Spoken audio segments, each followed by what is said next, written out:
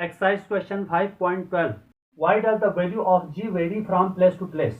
g की value that is gravitational acceleration की value जगह जगह पर चेंज क्यों होती है? g की वैल्यू जगह जगह पर चेंज क्यों होती है, इसका आंसर करने के लिए हम चलते हैं मास ऑफ अर्थ की तरफ, यानी कि मास ऑफ अर्थ के रिलेशन को हम रिमाइंड करते हैं। यहाँ पर फर्स्ट ऑफ ऑल लिखें आंसर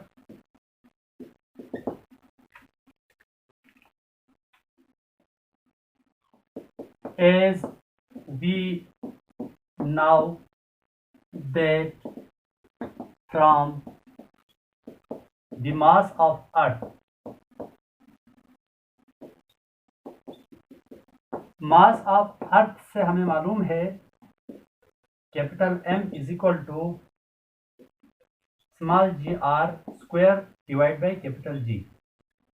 इसको आप यूं भी लिख सकते हैं g capital R square divide by capital G is equal to m by cross multiplication जो है R स्क्वायर को m के डिनोमिनेटर में लेकर आए और कैपिटल G को m के साथ लेके जाएं, तो g is equal to capital G capital M divide by R square, where G and capital M are constant. Capital G capital M constant है, तो कांस्टेंट को मैं हटाऊंगा तो यहाँ पर साइन ऑफ प्रोपोर्शनलिटी आएगी R square.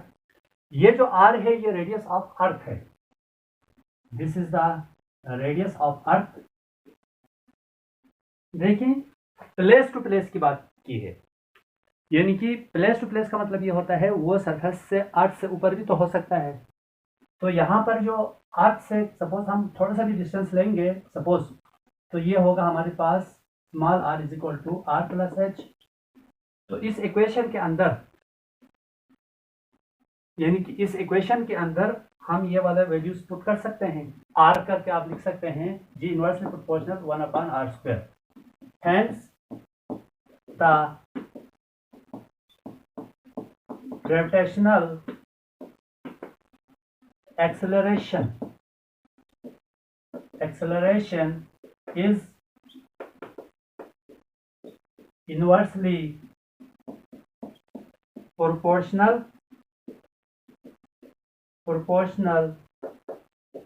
to the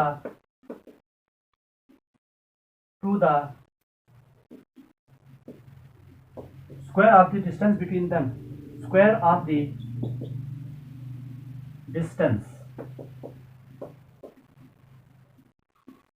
It decrease with the increase of height and vice versa। vice versa का मतलब it increase with the decrease of height, यानी कि हाइट के चेंज होने से या डिस्टेंस के चेंज होने से g की वैल्यू चेंज होती है। अगर डिस्टेंस बढ़ेगा, हाइट बढ़ेगी, तो डिस्टेंस का g के साथ इन्वर्सली रिलेशन है, तो डिस्टेंस के बढ़ने से g की वैल्यू कम होगी। अगर डिस्टेंस कम होगा तो g की वैल्यू ज़्यादा होगी। तो इस क्वेश्चन का आंसर इतना आपने लिखना है। इसे अगला क्वेश्चन भी इसी से रिलेटेड है, तो इनमें थोड़ा सा फर्क है, ठीक है। अब देखो इसके अंदर मैंने पूरा कंप्लीट फार्मूला नहीं लिखा है, यहाँ से मैंने शुरू से मास ऑफ अर्थ से ये फार्मूला लेने के लिए मैंने ये वाला लिखा है, लेकिन यहाँ पर देखो इस डायग्राम की भी ज़रूरत नहीं है, डायरेक्ट यहाँ से यहाँ तक भी लिख सकते हैं। तो खैर ये भी आपने नोट करना है। अगला क्वेश्चन भी इसी से रिलेटेड है। Conceptual question number 5.13, explain the value of g vary, bracket के अंदर लिखा हुआ है change with altitude, altitude means height. हमने एक्सप्लेन करना है जी की वैल्यू हाइट के चेंज होने से जी की वैल्यू चेंज क्यों होती है। इससे पहले क्वेश्चंस के अंदर डायग्राम की जरूरत नहीं है, यहाँ पे दो डायग्राम आपने बनाना है। तो फर्स्ट ऑफ ऑल मैं यहाँ पे डायग्राम बना रहा हूँ। दिस इज द अर्थ, ये अर्थ का डायग्राम है। This is the radius of अर्थ, और इसके सरफेस पर एक ऑब्जेक्ट रखा हुआ है, इसका मास m, mass of earth capital M। तो यहाँ पे भी हम लिखेंगे आंसर के अंदर, answer from the mass of earth, mass of earth mass of earth से हमें मालूम है capital M is equal to capital M is equal to small g capital R divide by capital G। Further simplifying we have small g capital R square divide by capital G is equal to M। इससे पहले question में भी हमने यही equation लिखा था, जिसके नीचे कुछ भी ना हो वहाँ पे 1 कंसिडर करें by cross multiplication. G M के साथ आएगा और R स्क्वायर M के डिनोमिनेटर में आएगा। तो ये स्मॉल g की वैल्यू आएगी capital G capital M divide by R square. इसको इक्वेशन 1 लिख। इस इक्वेशन 1 के लिए फिगर है A, this is figure A,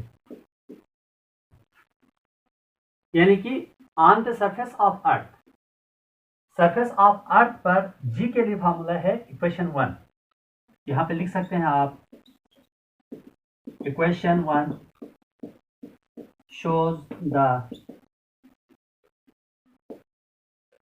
gravitational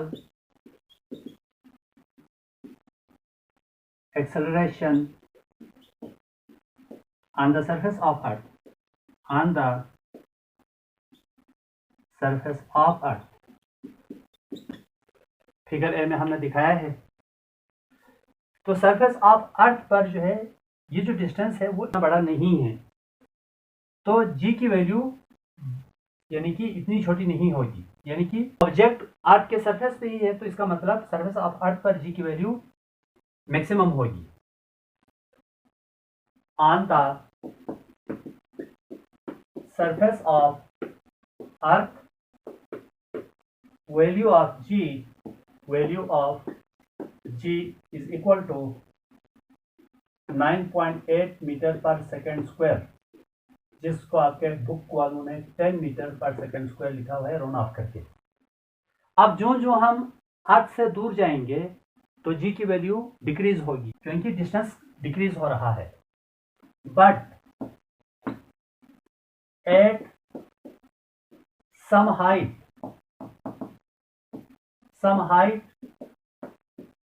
from the surface of earth, surface of earth से कुछ हाइट पर इक्वेशन 1 को हम लिख सकते हैं। इक्वेशन 1 becomes, देखो r की जगह हम लिख सकते हैं r plus h, and G की जगह हम GH लिख सकते हैं। तो हम यहाँ लिखेंगे GH is equal to capital G capital M divide by R plus H का होल स्क्वायर। इसको इक्वेशन 2 लिख दें। इक्वेशन 2 को एक और फॉर्म से भी लिख सकते हैं, हम एक और तरीके से भी लिख सकते हैं R plus H is equal to small r।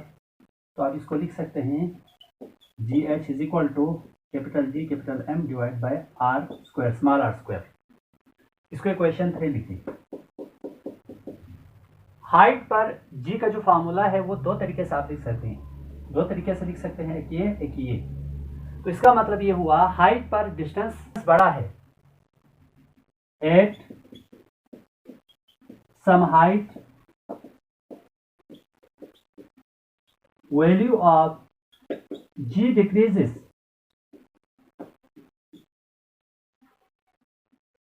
according to equation 2, क्योंकि हाइट पर G की वैल्यू डिक्रीज होगी इक्वेशन 2 के तहत या इक्वेशन 3 के तहत। क्यों? As distance in this case